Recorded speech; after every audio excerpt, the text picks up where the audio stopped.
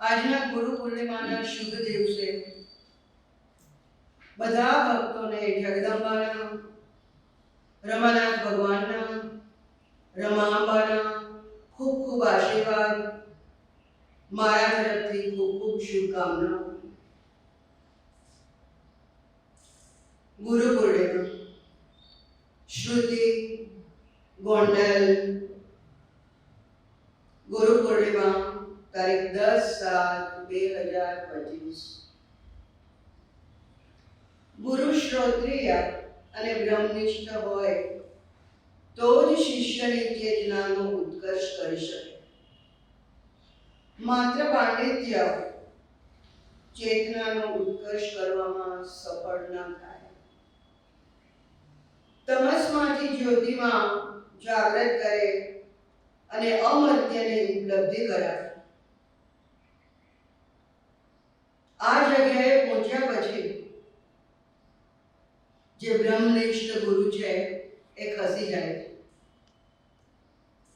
એને એમ લાગે છે કે હવે એનું કામ નથી, એનું કાર્ય પૂરું થયું, હવે ભગવાન સાથે સીધો નાતો બંધાઈ જાય છે.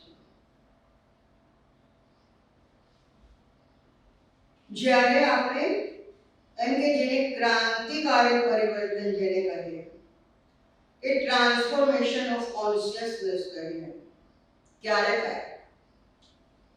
એ ભગવાન જ એની ચેતનાને પકડી લે અને એક ઊંચી હાઈટ ઉપર મૂકી. પછી શત્રુ આવે કે કોઈ રાગ રૂપે આવે કે કોઈ આવે જ નહીં,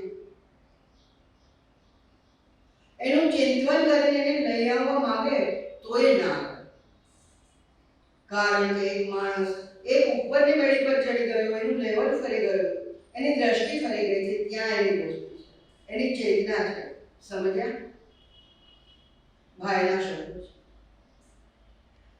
એ વાયડન થઈ ગઈ હોય પછી વારંવાર આમ ભૂસકા મારીને ઉપર ચડવાનું, નીચે આવવાનું, વંડીએથી જોવાનું ના રહે.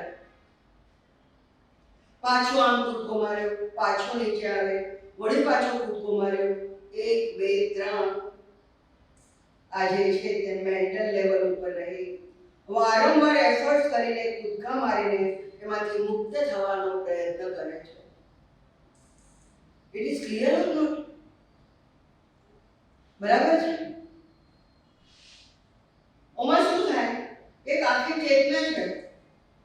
ધારો કે કૃષ્ણ ચૈતન્ય છે, કહે કે ભાઈ હું મારા વશમાં નથી. કૃષ્ણ મારી ચેતનાને પકડી લીધી છે.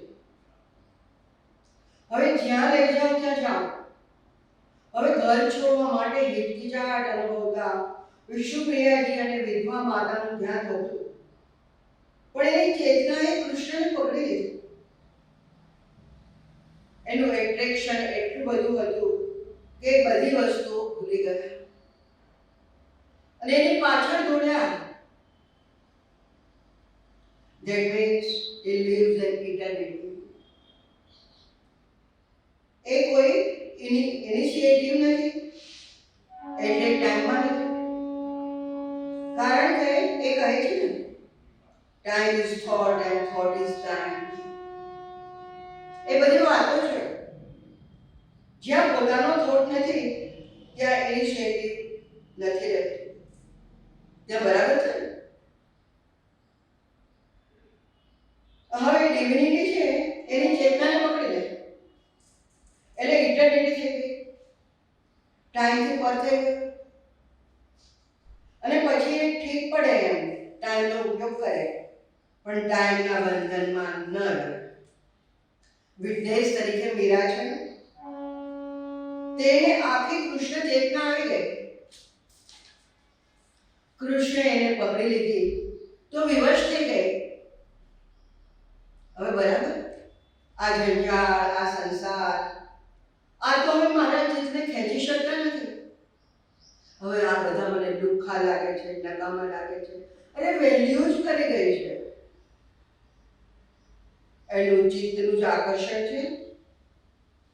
એમાં પછી એમ કે પરાણે મુક્ત થવા મહેનત નથી કરતી, જ નથી, જરૂર જ નથી. કારણ કે એનું લેવલ ફરી ગયું છે. ડિવિનિટીએ એના માટેનું જે એટ્રેક્શન ઊભું કર્યું છે એ સુપરનેચરલ. એ પછી એ મેન્ડિંગ વર્ડનો ઉપયોગ ઉપર આવીને ખેંચાય, ડ્રેગ થાય અને વળી પાછી જેલમાં કરી જાય, વળી પાછી બહાર નીકળે, વળી પાછી. એવું નથી, એવું રહેતું નથી. બહુ સાહજિક રીતે જેને આપણે કહીએ, રામકૃષ્ણ તો કે ભાઈ એને વારે ઘડીએ કામને વિચારે અને એમાંથી મુક્ત થાય એવું નહીં, પણ એની આખી કોન્શિયસનેસ ફૂટી ગઈ ને જગદંબા જ એને દેખાવા માંડી. પછી શું રહે? એને જગદંબા જ દેખાય છે.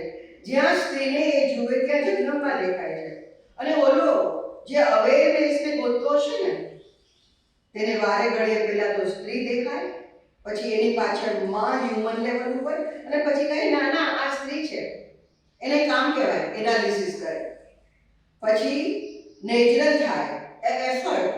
એટલે આખી એમાં ચેતના એક જાતની સાયકોલોજીકલ એફર્ટ કરે છે અને એમાંથી મુક્ત થવાનું રહે.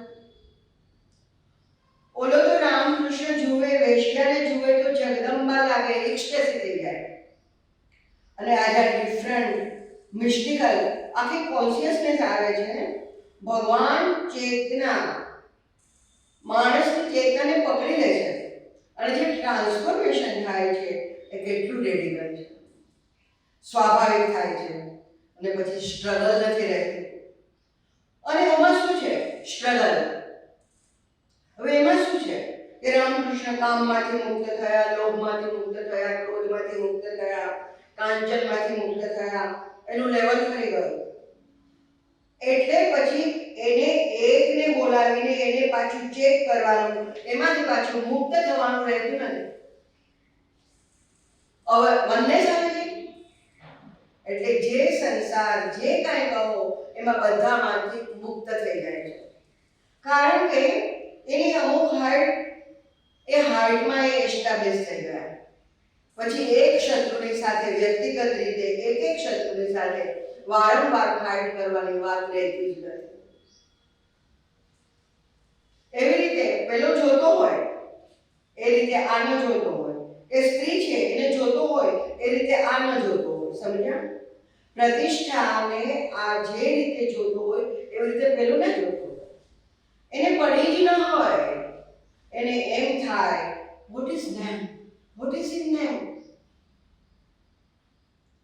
એટલું જ સ્વાભાવિક છે. ગોડ છે એ કોન્સેપ્ટ નથી, એ આઈડિયા નથી. ગોડ રિયાલિટી છે. અને એ આપણામાં ઇન્ટરેસ્ટ લઈને જેમ આપણને ગાઈડ કરે છે, રામકૃષ્ણને જેમ માં ગાઈડ કરતા હતા અને બેસી ગયા, ચૈતન્યને જેમ કૃષ્ણ ગાઈડ કરી રહ્યા હતા, અરવિંદને રીતસર ગાઈડ કરીને પોંડિચેરી મોકલી દીધા. અલીપુરમાં જેલમાં જ્યાં કૃષ્ણ દેખાયા હતા અને ત્યાંથી એને ભગવાનનો આદેશ થયો, ગયા પોંડિચેરી. રમણ મહર્ષિ એમ પર્સનલ કોન્શિયસનેસમાં હતા, તોય એને અરુણાચલ જા, અરુણાચલ જા એવી રીતે રીતસર અંતરથી એને એમ કે નાદ થવા માંડ્યો અને અરુણાચલ ગયા. એટલે ડિવાઇન ગાઈડન્સ છે એ હકીકત છે. ડિવિનિટી ગાઈડ કરે છે એ હકીકત છે. એનું પરિણામ જોવાય કે આ ડિવિનિટી ગાઈડ કરી રહી છે. એનું આખું જીવન ફરી ગયું. એમાં એને કંઈ એમ ન લાગે કે આ કોઈ કલ્પના હતી, ભ્રમણા હતી, આ છે તે છે, એવું નહીં. ને તો એમ લાગે કે ભાઈ એક જાતનું મોજું આવ્યું, તરંગ આવ્યો અને તરંગની મસ્તીથી. ના ના, એવું નથી, એવું નથી હોતું. એની આખી ચેતનાને પઝેશ કરી દે માટે એવું હોતું જ નથી. આખી ચેતનાનું લેવલ કરે છે. આ બધાનો નિષ્કર્ષ પૂજ્યભાઈ આ રીતે આપે છે, જેની અંદર એમના અંતરના આશીર્વાદ સમાયેલા છે. પ્રકાશની શત શત ધારા પાસે જ્યોતિ સમુદ્રનો સંદેશ છે. એ કિરણો જ્યાંથી ઉત્પન્ન થાય છે ત્યાંનો સંકેત છે. પક્ષીઓના કલરવમાં પરમનો રણકો છે. મૂળ નાદનો સંકેત છે. નાદ બ્રહ્મનો. પ્રભાતી તેમજ સાંધ્ય આકાશમાં રેલાતા રંગો પરમ સૌંદર્યની લિપિ માત્ર છે. પરમ સૌંદર્યને વ્યક્ત કરવું અશક્ય છે. જ્યાં જરૂર પડે ત્યારે વ્યક્ત કરવા માટે કોઈ લિપિની જરૂર છે અને ખાસ એ લિપિ માત્ર છે જેમાં એની સાથે એકાકાર થઈ એનામાં ખોવાઈ જવાથી પરમનો સ્પર્શ મળી શકે છે. બાકી પરમને પામવું અશક્ય છે. It is only knowledge through identification that is possible. ફક્ત એની સાથે એકાકાર બનવાથી જ એને જાણી શકાય. પૂજ્યભાઈ, બ્લેસિંગ્સ, બ્લેસિંગ્સ, બ્લેસિંગ્સ. જય માં, જય રમણ.